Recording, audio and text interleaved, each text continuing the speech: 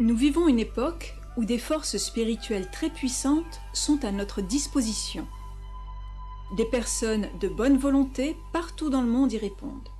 Elles s'organisent et se mobilisent en groupes et mouvements grands et petits afin d'améliorer les conditions de vie et de construire des relations humaines plus justes. Une reconnaissance grandissante de ce réseau de vie relie toutes les choses au niveau fondamental de l'esprit.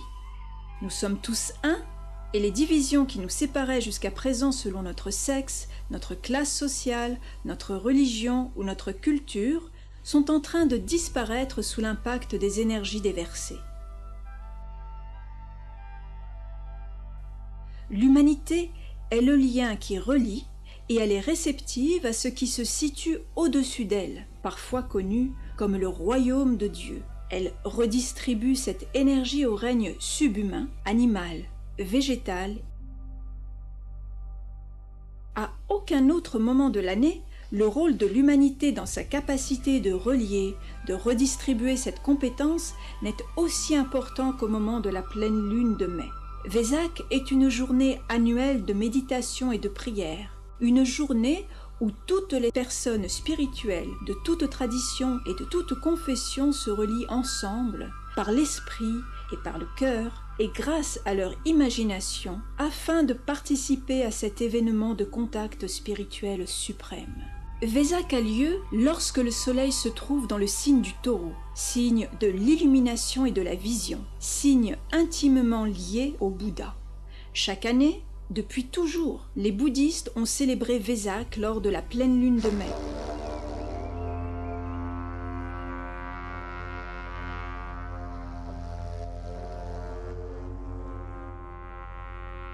Ils continuent à se rassembler par millions pour la méditation, le rituel et la cérémonie pour rendre hommage à trois des événements les plus grands dans la vie du Bouddha, le Seigneur de la Lumière, le Messager de l'Est. Siddhartha Gautama, le futur Bouddha, est né lors de la pleine lune de mai, plus de 500 ans avant la naissance du Christ. Il a atteint l'illumination sous l'arbre de Bodhi, aussi lors d'une pleine lune de mai, et il est mort à l'âge de 80 ans, lors de la période de cette pleine lune. C'est à tous ces faits que la communauté bouddhiste rend hommage. Wesak est aussi connu de plus en plus comme la fête du Bouddha vivant qui revient chaque année auprès de l'humanité grâce à un grand sacrifice, apportant sa bénédiction et irradiant l'énergie de l'illumination. À l'unisson avec le Christ et les saints de toutes les traditions, le Bouddha s'approche tout près de l'humanité. Avec leurs prières et en méditant, les personnes de bonne volonté peuvent utiliser le pouvoir de leur imagination créatrice pour prendre part à cet événement et pour aider à redistribuer la bénédiction du Bouddha. La fête de Wesak n'est pas un exercice abstrait, déconnecté des affaires du monde. En fait, les énergies déversées lors du Wesak sous-tendent et conditionnent toutes les transformations profondes qui ont lieu et nous aident à nous stabiliser à un état spirituel, rompant avec les anciennes formes pensées limitées pour construire de nouvelles pensées plus étendues. Plus les personnes participeront à cet événement avec une attention focalisée et concentrée, plus grande sera la libération des énergies de lumière du Bouddha.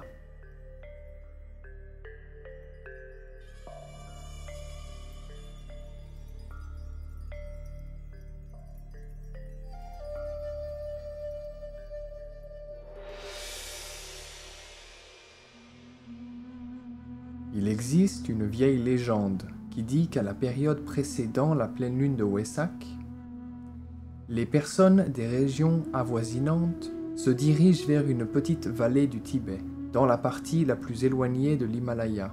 Ils font ce voyage en tant que pèlerins de lumière. On dit que ces pèlerins sont rejoints par le groupe de ces grands êtres qui sont les gardiens terrestres du plan de Dieu, pour notre planète et pour l'humanité. Le Christ les avatars de tous les âges, les saints et les rishis, reconnus par toutes les croyances. Ces seigneurs de compassion se placent eux-mêmes à l'extrémité du côté nord-est de la vallée. Au fur et à mesure que la pleine lune approche, le silence se répand sur la foule.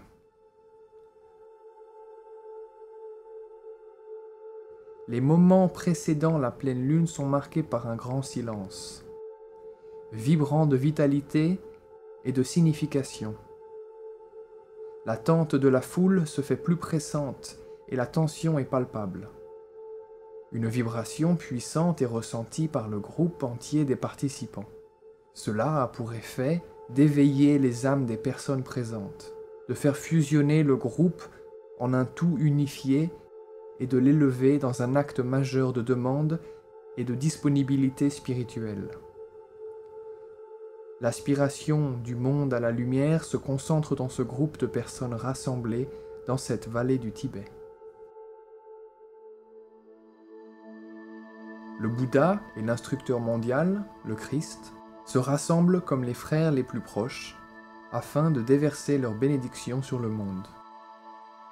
L'instructeur mondial se tourne vers l'assemblée tout en entonnant un mantra de grande puissance invocatrice utilisé seulement une fois l'an. Cette invocation engendre une vibration d'une telle puissance qu'elle se transmet du groupe à Dieu lui-même. Ce moment d'effort spirituel suprême perdure tout au long de l'année et la vitalisation spirituelle de l'humanité se perpétue tout au long des mois qui suivent.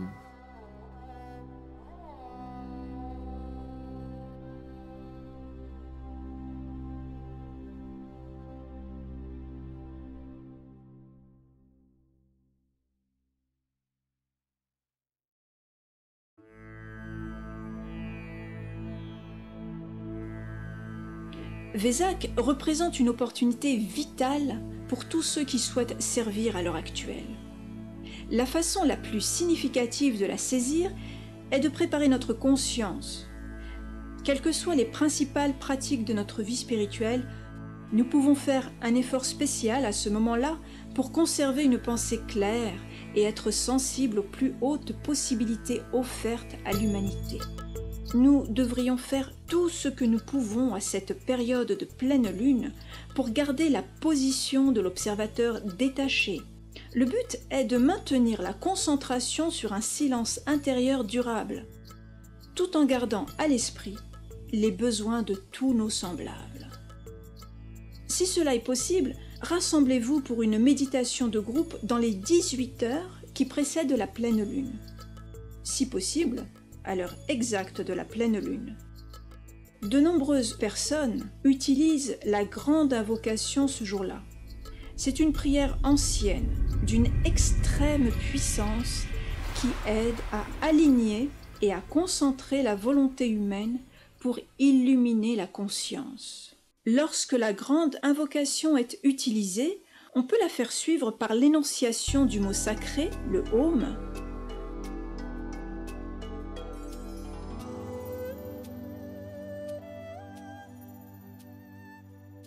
durant 2 jours précédant la pleine lune, le jour même de la pleine lune, puis les 2 jours suivants, au lever du soleil, à midi, à 17 heures, au coucher du soleil, ainsi qu'à l'heure exacte de la pleine lune.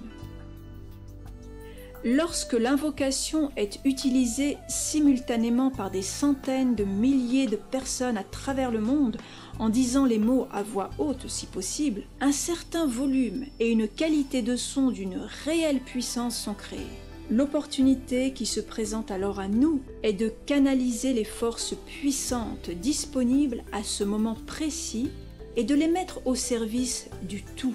Comme nous travaillons à l'unisson avec d'autres personnes, nous pouvons invoquer une réponse du Bouddha et de tous les grands êtres qui veillent sur notre planète et déversent un flot de puissance spirituelle qui engendrera des changements dans la conscience humaine et les conditions de notre monde dans le besoin. Le tibétain, dont les enseignements sont disponibles dans les livres d'Alice Bailey, a dit qu'il n'y a pas d'effort trop élevé à fournir pour recevoir l'illumination spirituelle, qui est possible au moment de Vesak. Grâce à notre participation, nous pouvons faire pencher la balance des forces de notre planète vers la lumière. Nous vous invitons à vous rassembler dans le monde entier avec des personnes partageant votre point de vue pour ce grand service planétaire.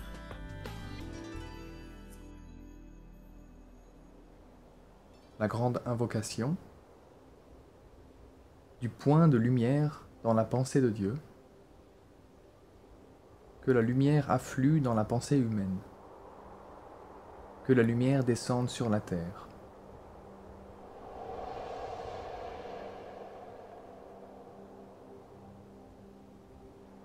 Du point d'amour dans le cœur de Dieu, que l'amour afflue dans le cœur humain. Puisse celui qui vient revenir sur terre.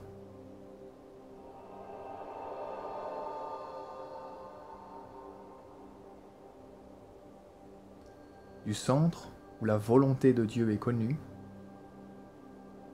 que le dessein guide le faible vouloir humain, le dessein que les maîtres connaissent et servent.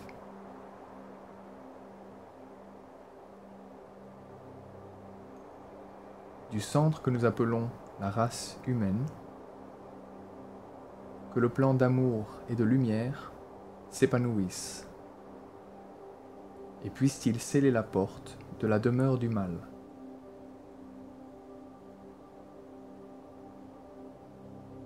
Que lumière, amour, puissance restaurent le plan sur la terre.